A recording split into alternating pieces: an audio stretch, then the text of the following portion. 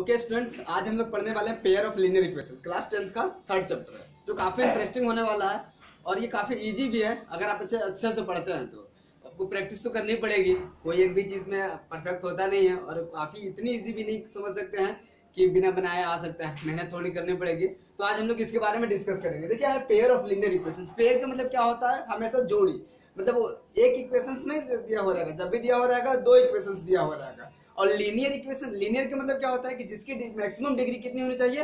1 होनी चाहिए। और पेयर ऑफ लीनियर इक्वेशन कितने वेरिएबल में आपके पास है? यहाँ पे 2 वेरिएबल है। 2 वेरिएबल मतलब समझ सकते हैं कि आपके पास नंबर ऑफ वेरिएबल कितना होना चाहिए? 2। और ये जो 2 वेरिएबल्स है, चाहे x ले, y ले या y z या कुछ भी वेरिएबल्स ले, लेकिन 2 वेरिएबल एक साथ यूज करने हैं और हमेशा पेयर ऑफ इक्वेशंस होंगे। तो चलिए हम लोग बात करते हैं। सपोज कर लेते हैं जनरल इक्वेशंस की बात इस बार करते हैं हम लोग कि a1x plus b1y plus c1 is equal to 0, a2x plus b2y plus c2 is equal to 0। देखिए इसे इक्वेशन फर्स्ट मानते हैं, इसे इक्वेशन सेकेंड। देखिए हम लोग बात करते हैं, यहाँ पे क्या है? x एंड y 2 वेरिएबल्स है, x एंड y 2 वेरिएबल्स है। इसकी मैक्सिमम डिग्री कितनी है? 1 है, 1 है, डिग्री 1 है। इसमें लीनियर हो गया इक्वेशन इन 2 वेरिएबल। यहाँ भी है ना 1 डिग्रीज है, यानी means linear equation in 2 variable. अब देखिए क्या है a1, a1 क्या है? Coefficient of x। It mean first equation का x की कोफिशिएंट कितना है? a1। फर्स्ट इक्वेशन का b की कोफिशिएंट कितनी है? b1। और कांस्टेंट, फर्स्ट इक्वेशन के जो कांस्टेंट है उसको मैंने क्या किया है? c1 मेजर किया है। यहाँ पे क्या है? सेकंड इक्वेशन का जो x का कोफिशिएंट है वो क्या है? a2। और सेकंड इक्वेशन का b का जो कोफिशिएंट है b2। एंड सेकंड इक्वेशन में जो कांस्टेंट है उसे हम लोग c2 से डिनोट कर रहे हैं अभी। ओके, तो सबसे पहले ये पेयर ऑफ लीनियर इक्वेशन हो गया। आप इसे समझ गए किस टाइप के इक्वेशंस गिवन होंगे आपके पास। अब हम लोग बात करने वाले हैं इसके छोटे छोटे टर्म पे जो आपको यूज करके है ना बनाने हैं। तो सबसे पहले क्या है कि हम लोग ये देखने वाले हैं कि सोल्व, देखिए इस पेयर ऑफ लीनियर इक्वेशन में 2 टाइप्स को सोल्व करना है। पहला क्या है? ग्राफिकली मेथड है, और एक मेथड्स को यूज करके, जैसे elimination method, substitution method, cross multiplication method, इन तीनों को यूज करके इक्वेशन को सोल्व करना है। तो ग्राफिकली मेथड मैं बाद में उसे बताऊंगा नेक्स्ट वीडियो में। सबसे पहले मैं इन तीनों से इसकी जो बेसिक चीजें हैं उस पर हम लोग आज बात करने वाला हैं। तो सबसे पहले चीज क्या हम लोग बात करने वाले हैं? 3 चीज के बारे में। अगर इनके कोएफिशिएंट्स के रेशियोज लेते हैं, जैसे a1 अपॉन a2 और b1 अपॉन b2 और c1 अपॉन c2, ये लेते हैं। फर्स्ट चीज हम लोग देखते हैं, यदि a1 upon a2 not equal to b1 upon b2।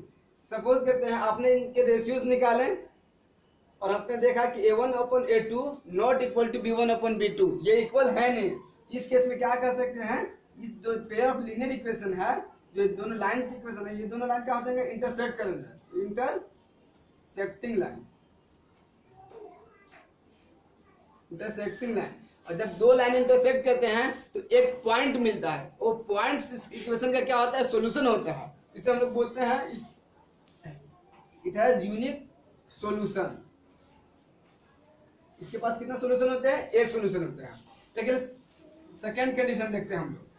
a1 upon a2 is equal to b1 upon b2, यानी फर्स्ट रेशियो सेकेंड रेशियो आपस में क्या है? इक्वल है, लेकिन थर्ड जो रेशियो है वो इक्वल नहीं है।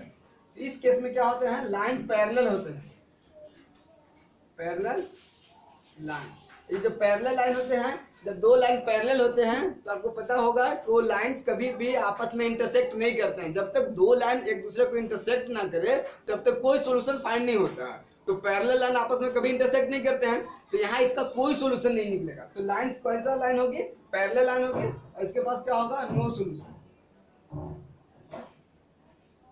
नो सोल्यूशन होंगे। अब देखिए थर्ड हम लोग चेक करते हैं एक और कि a1 upon a2 is equal to b1 upon b2 is equal to c1 upon c2।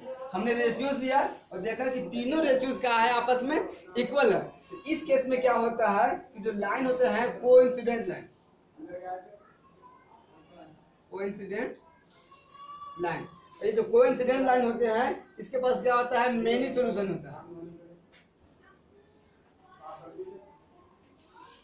Many solution. Many solution का मतलब क्या होता है? कोइंसिडेंट लाइन कैसे कहते हैं? एक लाइन आपने ड्रॉ किया, सेकेंड लाइन को भी आपने ड्रॉ किया तो वो लाइन उसी लाइन से होते हुए पासेस हो रहे हैं। लाइन की लेंथ कभी छोटी और बड़ी तो होती नहीं है, तो उसी से जा रही है। इट मीन्स क्या कर रहा है, उसको ओवरलैप कर रहा है उसके ऊपर, इसीलिए बोलते हैं इसे कोइंसिडेंट लाइन। और ये तो इस पॉइंट पे उसका एक दूसरे को मिल रहा है ना, इस पे पास क्या होता है, बहुत सारे सॉल्यूशंस होते हैं। इस केस में भी सॉल्यूशन फाइंड नहीं करना होता है। अगर आपसे बोल दे कि आप राइट 2 सॉल्यूशन, 3 सॉल्यूशन, 4 सॉल्यूशन, तो आप कोई भी सॉल्यूशन लिख सकते हैं। लेकिन मैक्सिमम जो आपके पास मेन इंपॉर्टेंट क्या है कि a1/a2 not equal to b1/2 intersecting line होता है। और इंटरसेक्ट दो लाइन करते हैं तो एक पॉइंट्स मिलता है, वो पॉइंट इस इक्वेशन का क्या होता है, सॉल्यूशन होता है, और इसको सोल्व करके आपको फाइंड आउट करना होता है। तो आप इससे आप लोग चेक कर सकते हैं। अब देखिए एक और चीज पढ़ने है, कंसिस्टेंट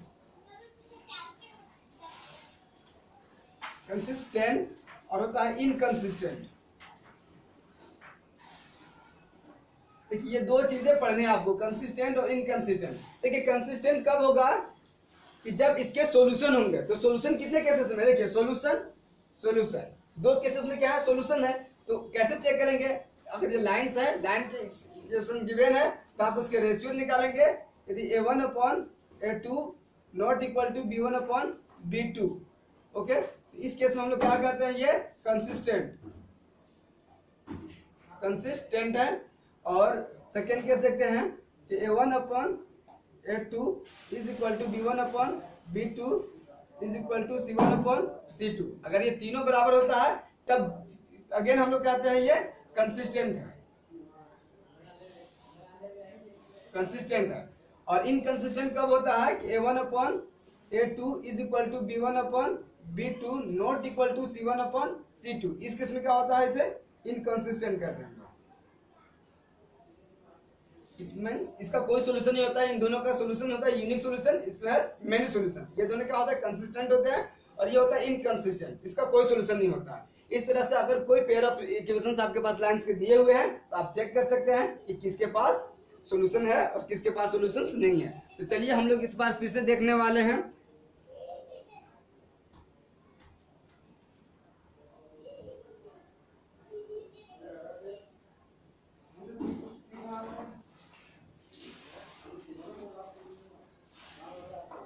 देखिए एक इक्वेशन हम लिखते हैं, ओके, एग्जांपल है।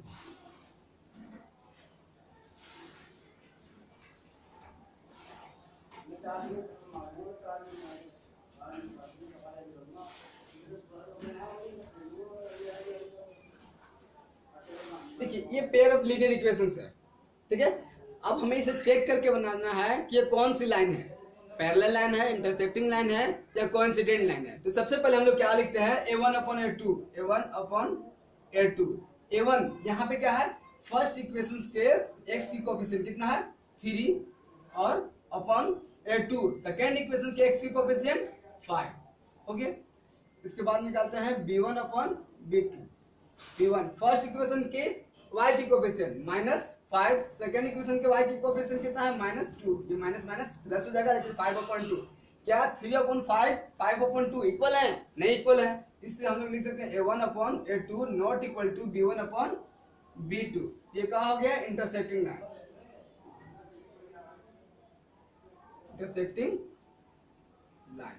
इसके पास क्या हो गया, यूनिक सॉल्यूशन है। अगर पूछे कि सॉल्यूशन बताएं, यूनिक सॉल्यूशन बता देंगे, okay.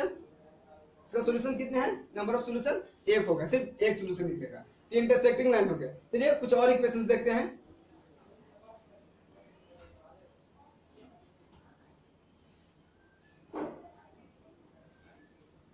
Six x minus 9y equal to 8, 2x minus 3y equal to 10।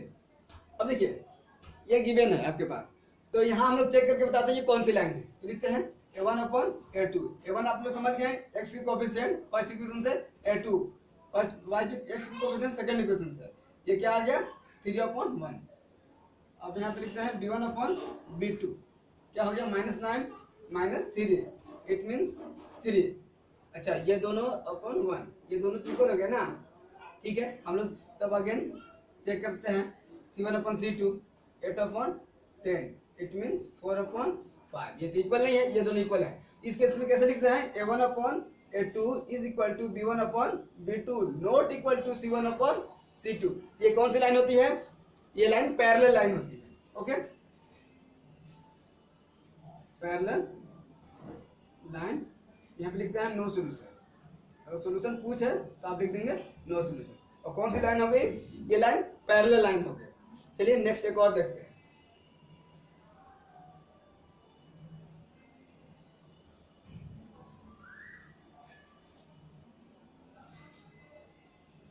चलिए 6x minus 9y is equal to 30, 2x minus 3y is equal to 10, ये इक्वेशन है। अब इस इक्वेशन से क्या करना है? सोल्व करके चेक करना है ये कौन सी लाइन है। तो अगेन फिर से करते हैं a1 अपॉन a2। a1 क्या है? फर्स्ट इक्वेशन के x कोएफिशिएंट 6 है, सेकंड इक्वेशन के x कोएफिशिएंट 2 है, 2 के टेबल में 6 आता है 3 टाइम्स में, ये 1 टाइम्स में। ओके, और यहाँ पे लिखते हैं b1 अपॉन b2। b1 क्या है? y की कोएफिशिएंट फर्स्ट इक्वेशन से, b2 क्या है? y की कोएफिशिएंट सेकंड इक्वेशन से। माइनस से प्लस हो गया, ये 3 के टेबल में 1 3 टाइम्स में, it means 3 upon 1।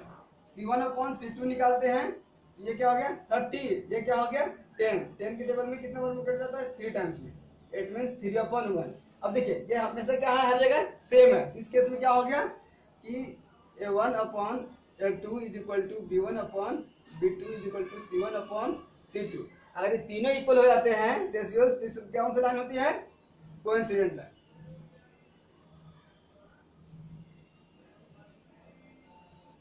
Coincident line हो गया। अब इसके पास कितने सॉल्यूशन होंगे? Many solution. अगर बात सॉल्यूशन की जाएगी, इसके पास क्या होंगे? Many solution. बहुत सारे, आप 1 2 3 4,000 10,000 मिलियन भी फाइंड कर सकते हैं, ये खत्म होने वाले हैं। ओके, इतने सारे सॉल्यूशन होंगे। इस तरीके से आप चेक करके देख सकते हैं। तो ये आप तो आसानी से चेक कर सकते हैं कोई लाइन पैरेलल है कब, इंटरसेक्टिंग लाइन कब होती है, और कोइंसिडेंट लाइन कब होती है। इससे आपका शुरुआत हो जाएगा और आप बहुत अच्छे से बना सकते हैं। अब इसके बाद जो जिस मेथड को यूज करके सोल्व कर रहे हैं linear pair of linear equations, चलिए उसको हम लोग एक सोल्व करके दिखाते हैं। यहाँ पे लिखा हुआ था क्या है? 6x minus 9y is equal to 8 है, और 2x minus 4y is equal to 10। ये है इक्वेशन, ये फर्स्ट इक्वेशन है, ये सेकेंड इक्वेशन है। हम लोग चलिए सीखने वाले हैं एलिमिनेशन मेथड।